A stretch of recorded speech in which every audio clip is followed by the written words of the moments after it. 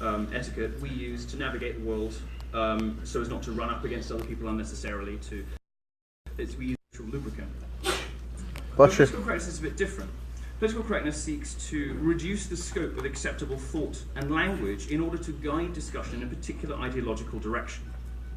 So when, for example, feminists want to ban particular words, or political correctness takes on its other weird manifestation, enables you to say what are effectively bigoted and racist things about particular groups, like the straight white man of mythology, who, according to all the data, is doing really badly, according to the media and liberal groups on campus, is ruling the world. Well, the patriarchy is not doing a very good job, if that's the case. Because young white boys are being thrown on Ritalin and Adderall when they're in school. At college, they're subject to consent classes that tell them they're all potential rapists. When they get into the workplace, they're 2-to-1 discriminated against in STEM fields. Women will get jobs just for being women. If there is a patriarchy, it's not doing a very good job, and political correctness seeks to hide these things from us. It's a kind of elaborate form of lying, which uses language in order to close off certain avenues of debate. Now, no one's going to argue with you, sir, that nobody should be using the N-word, but there are all sorts of other things that go on that are designed to limit the acceptable bounds of speech and thought. And that's, for example, the trigger warning in safe space culture. That is political correctness in action. That's very different from what you described. So that would be, I think, where we differ if we differ.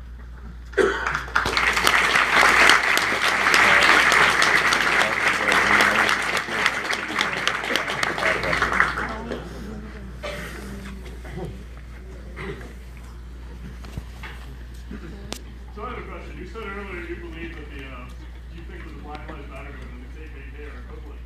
I have some trouble believing that their stated agendas are very different. KKK seeks to control, terrorize, and harm people who are not white, whereas Black Lives Matter movement seems to be interested in protesting what they see as inequality in the system. Well, the Black Lives Matter movement certainly is relaxed about terrorizing Muslims.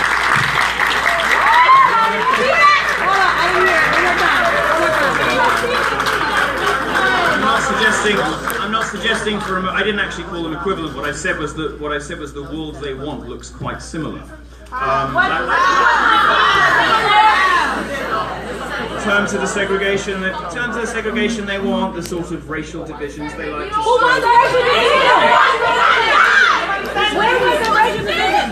Now, Wikipedia is not a credible source! I think we can move on to the next question. You don't even don't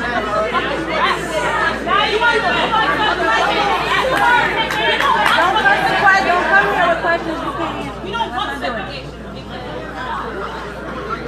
I think we can move on to the next question, except to say one thing about Black Lives Matter, and that is that it is possible. I'll say one more thing about Black Lives Matter. Quiet!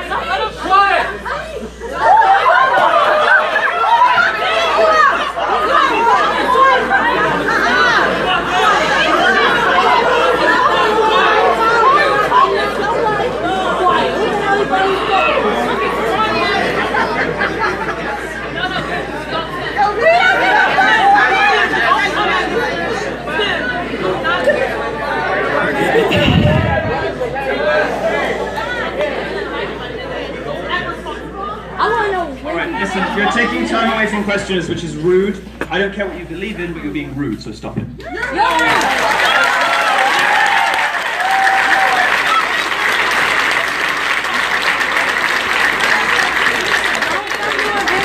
that courtesy we were talking about earlier, remember? I think it's possible to believe that, as I do, that black people have some valid grievances in this country. That the legacy of slavery is still with us. That black people deserve some restitution. They still are owed something. It is possible to believe that, and yet at the same time believe that Black Lives Matter is not the answer. That's what I do.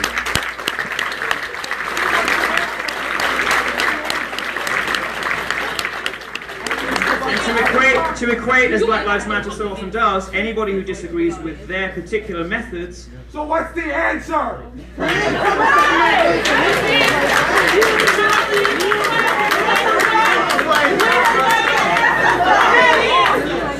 Well, for a start, black communities should stop voting Democrats into local government. No.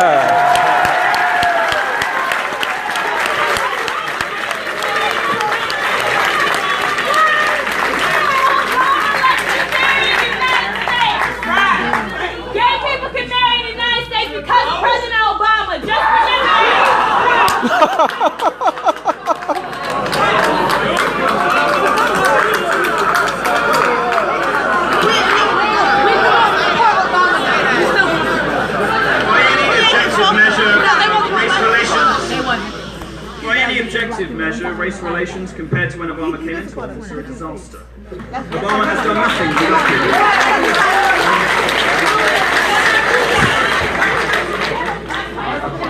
productive. Once again, you're being rude, and I'd like you to wait until you're called on for questions, please. Oh my God! You're condescending. I don't know. Tumblr is not a credible source.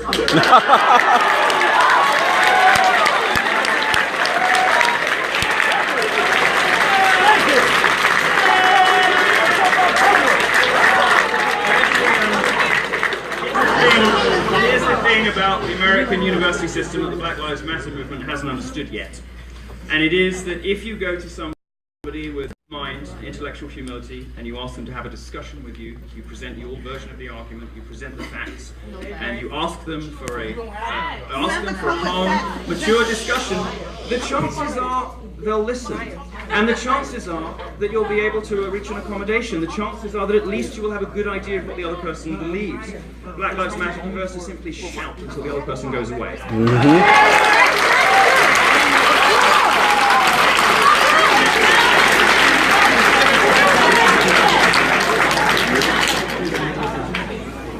I think we can move on to the next question. Shall I just point here? Yeah.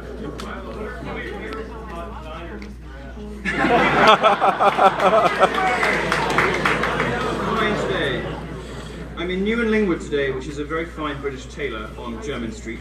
If you ever get a chance to go to London, it's just behind Fortnum and Mason, which is our fanciest department store, possibly after Harrods. Harrods is a bit tacky these days. Other than that, Ralph Lauren, one of yours.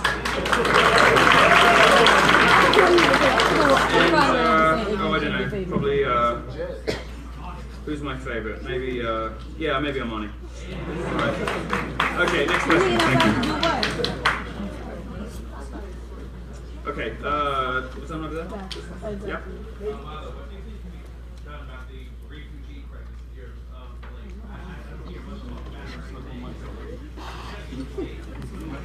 Yeah, you're relatively well insulated from the consequences of mass Muslim immigration in America because you haven't really had any yet. In Europe we have, and we've seen some of the results. Now, the argument that is sometimes made about, for example, Britain is that it's a melting pot, that it has always been a nation formed by immigrants, and to an extent that's true, but there's been one unifying factor in England's history which no longer obtains. And the unifying factor was a set of values that Britain exported to the rest of the world, including America. And in fact, America has taken those values and taken them up to their fullest, highest, and most perfect expression. The values of freedom, of democracy, of property rights, of freedom of speech. You guys, by and large, apart from Black Lives Matter guys, do a really good thing.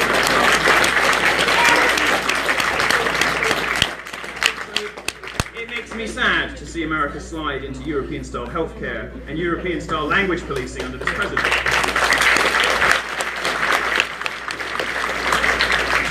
Because what makes America great is that it took the values that Britain didn't invent, but it did export successfully to most of the world, and turned them into, almost the perfect experiment in democracy and the perfect experiment in freedom of speech. Nowhere else in the world has the sort of free speech protections that America has. You should be very lucky. You should feel very lucky. There is a safe space in America. It's called the United States.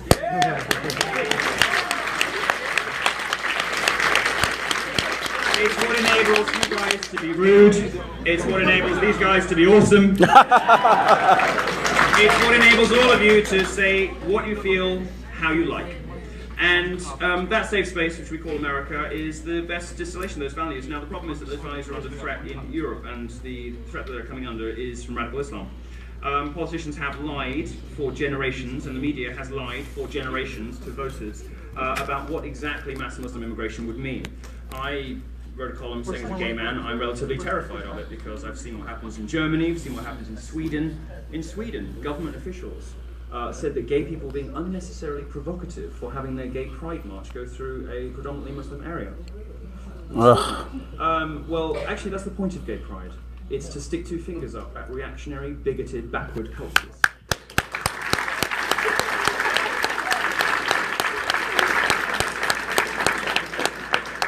So the answer to, the easy answer is stay in America. If you want to solve the crisis in Europe, these people need to be deported.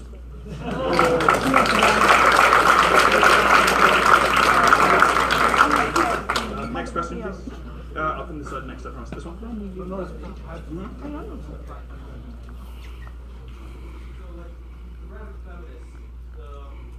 Feminists, before they got the narrative, they were actually had some things going wrong with them, and then when they actually did get the narrative and they got the government that did all the things, they won, and now they have to go quit their job and actually get a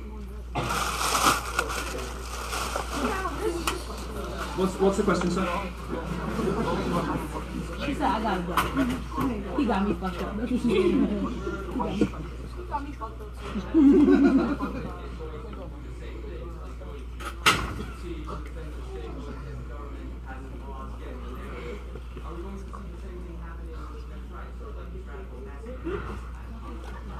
Yeah, I'll talk to you a little bit about men's rights movement. I'm not a men's rights activist. The reason that I occasionally write things they like is because by and large they're right.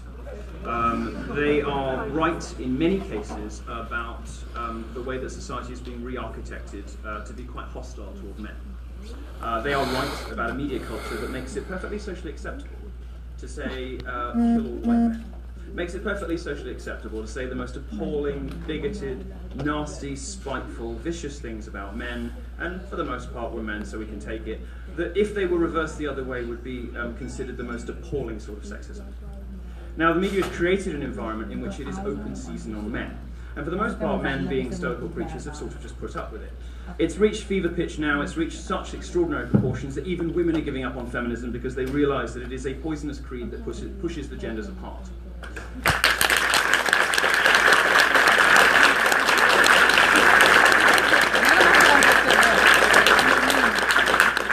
Notice, for instance, in America, in just 2 years, and this was reported by Vox, who would not have shared these statistics unless they really cared to, that in just 2 years, the number of American women identifying as feminists went from 28 to 18%. In the UK, it's even lower because we are far more sensible than you in these issues. The number of women who identify as feminists in the UK is a beautiful 7%. So yes, it does get back. What women recognise, I think, rightly, is that although the feminist movement of the first and to some extent the second wave was one of the great achievements of Western civilization, one of the best things we ever did, one of the greatest things that we have done that we can be proud of is giving women the vote, giving women equal access to our institutions and treating them equally in the workplace. That is not something that most of the world can claim, and we should be proud about having done it. But, yeah, we should be proud about having done it.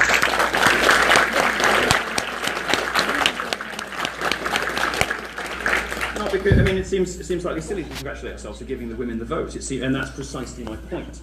It seems obvious to us. It isn't in most of the world. And just like free speech isn't obvious in most of the world, just like many other things that we take for granted aren't obvious in most of the world. The problem with modern intersectional feminism is it's become, as Christina Hoff Summers likes to say, a sort of female... Yes, she's wonderful.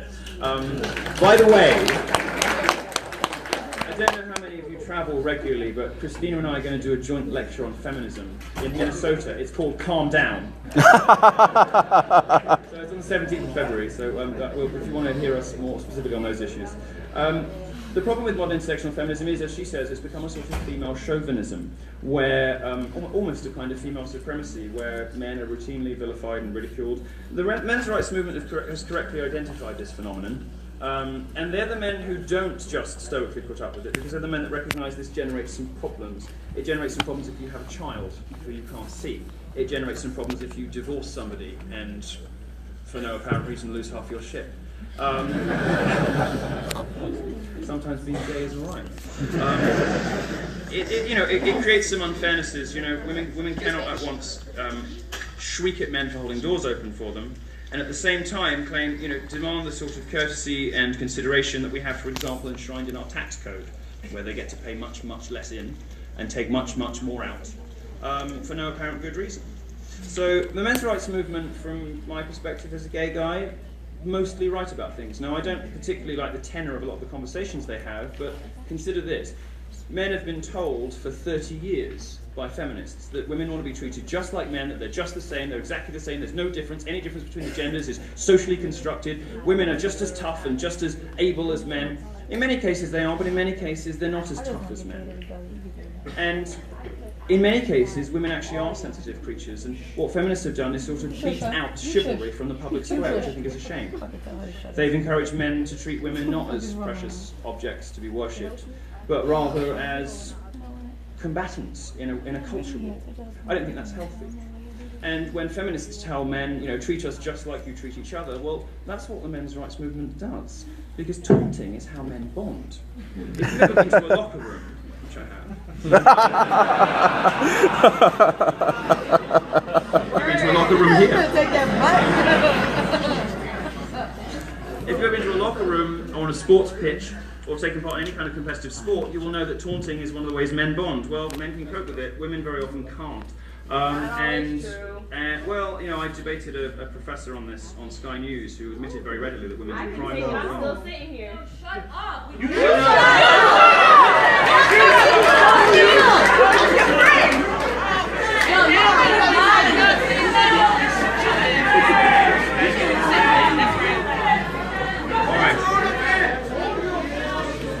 Let's move on to the next question. You can't handle questions! You can handle the truth!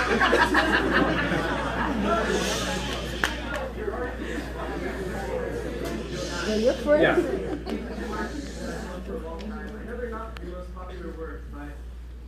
No, they did okay. Oh, yeah, well, I have a is to actually really stupid. my series, I started with Neil deGrasse Tyson, who was very stupid. Bill Nye, who was very stupid. I'm not sure where to go next with it. I'm thinking Michael Mann, who is the hockey stick curve guy, one of the most discredited memes in recent science, or possibly Stephen Hawking. I haven't decided yet. Next question. Let's get more from this side. Yeah, over there. Yeah.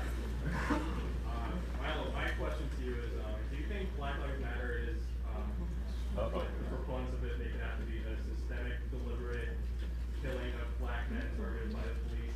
If so, what would it take for the moment to blow over? Will time just alleviate the sort of tension we see as a result of this? It's very obvious that the approaches so far haven't worked. I understand why black people in this country are angry. They deserve to be. They're right to be angry.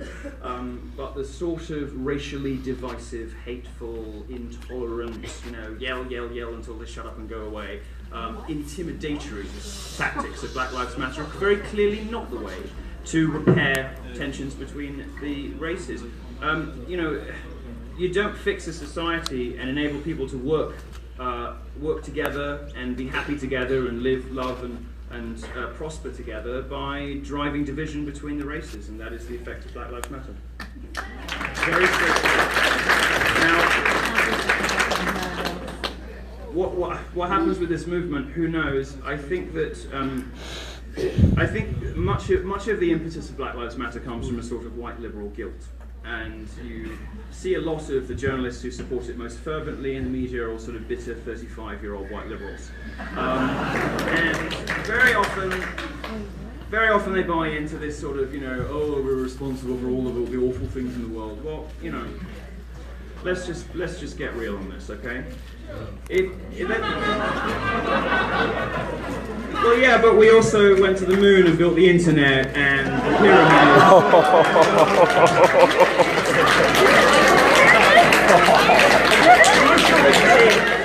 So do you see that? You see that kind of one-upmanship is precisely what Black Lives Matter is designed to create, and I don't believe that's the way to have a dialogue.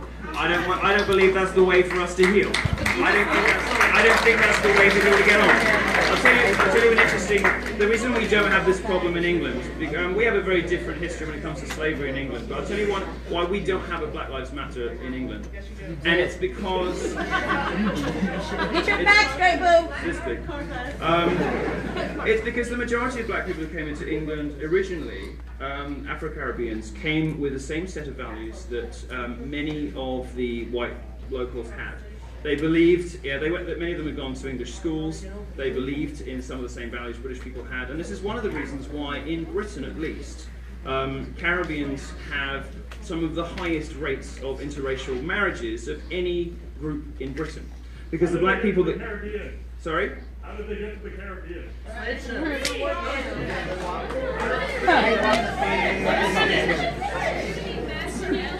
As I said earlier, we don't. You shut up.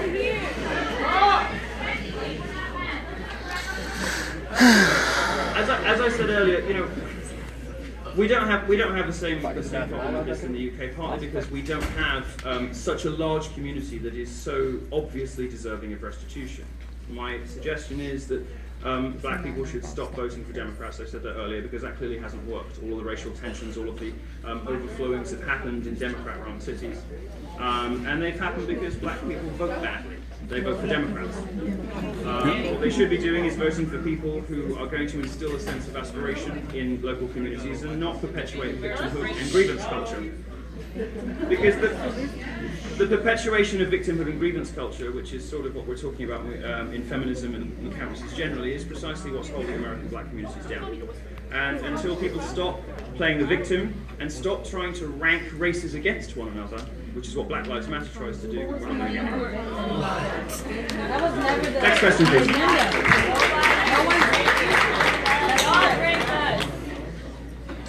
The only time I want to be up against a black man is opposite PM. Next question. Yeah. Yeah. How do you reconcile being a libertarian with what our university considers to be national values of supporting the Yeah, that's a good question. I think that we often suspend many of our highest principles in times of, for example, in times of war. I think that the threat posed by radical Islam to the foundation of our culture, to everything that Western nations are, represents a threat so significant that we need to very carefully consider whether these people are allowed to join our societies. Now, very often you'll hear from people about the immigration debate, well, the Constitution protects free speech and all the kind of stuff. The Constitution doesn't apply to non-citizens, nor do any of the other freedoms and protections that we have in this country and in the UK and any other European country. Those freedoms, those libertarian provisions only apply to people who live here. We don't, and pay, well, yes, and pay taxes. You don't pay taxes, you shouldn't vote.